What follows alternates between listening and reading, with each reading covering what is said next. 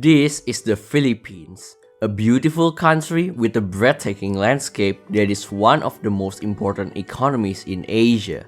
Since the end of the Second World War, the Philippines economy has had a mixed history of growth and development. In the 1960s, it was once the second largest economy in Asia, only behind Japan.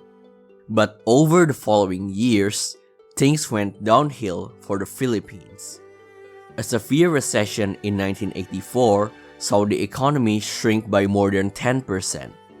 Not to mention that constant political instability, social unrest, and along with severe corruption makes the Philippines an underperforming economy much of the 20th century. However, the Philippines economy began to pick up in the last decade following the 2008 Great Recession, with a growing middle class and a population full of young and motivated people.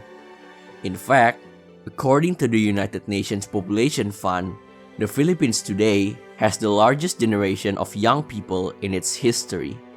30 million young people between the ages of 10 to 24 account for 28% of the Philippines' total population. This is often termed the demographic gift that can lead to high economic growth for many years to come. In short, the Philippines has the potential to be really rich, yet there are some major problems that needed to be fixed. You see, unlike China or Vietnam that focuses on manufacturing and exports to increase growth, most of the Philippines' economic output comes from its service sector. In 2019, 61% of its total GDP comes from the service sector alone. And within the service sector, outsourcing has played a significant role in the Philippines' economic growth, with the US as its largest business outsourcing market. In fact, the business outsourcing sector produces around $25 billion per year and employing over 1 million people. This is mainly due to most of its population that speaks English as a second language, because the Philippines is a former US colony. The next most important segment within the service sector is tourism. But the Philippines' tourism lags behind other Southeast Asian countries such as Indonesia and Thailand, mainly due to inadequate infrastructure in airports and roads.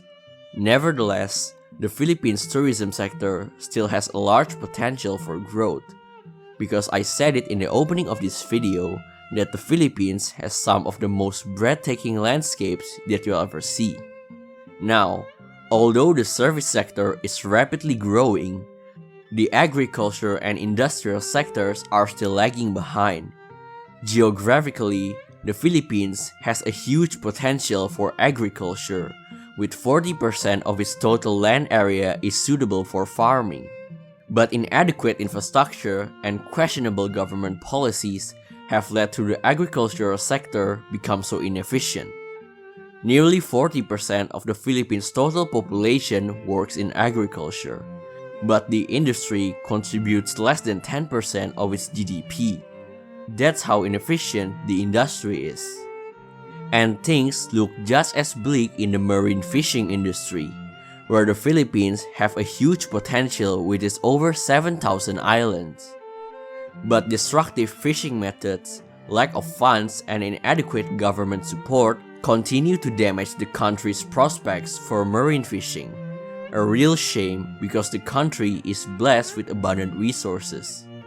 Meanwhile, the industrial sector is also lagging behind. And once again, the problem lies in inadequate infrastructure and transportation. But unlike the problems in the agricultural sector, the lagging behind the industrial sector is kind of understandable, as the Philippines is a huge archipelago with over 7,000 islands, which makes logistics and transport activities a nightmare. Not to mention that lack of available land makes the industrial sector become concentrated in the urban areas, especially in the metropolitan Manila region.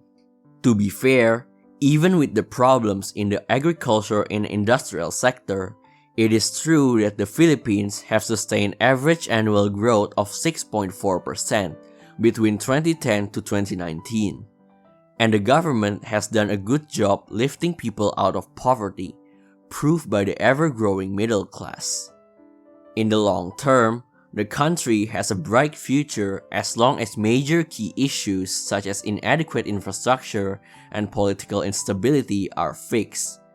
And a country full of young people has a huge potential for economic growth. But perhaps the Philippines' biggest problem is not in the long term, but in the short term. The country is hit by the pandemic so bad that the country's GDP fell by 9.6%, which is the Philippines' worst economic performance since the end of the World War II. Of course, the pandemic has been hard for every country, but the Philippines' economy was particularly hit hard because of its reliance on the service sector, and it experienced one of the longest lockdowns in the world. Lack of online infrastructure also makes the problem even worse. 7 out of 10 workers in the Philippines are still receiving their wages in cash, and most of them don't even own a bank account. So, in conclusion, the Philippines has a huge potential to become a major economy in Asia, but it had some series of problems that needed to be fixed, with lack of infrastructure, some bad policy making, and political instability being the 3 most damaging problems. But once again, in the long term, the Philippines has a bright future. And with that said, thank you for watching and see you next time.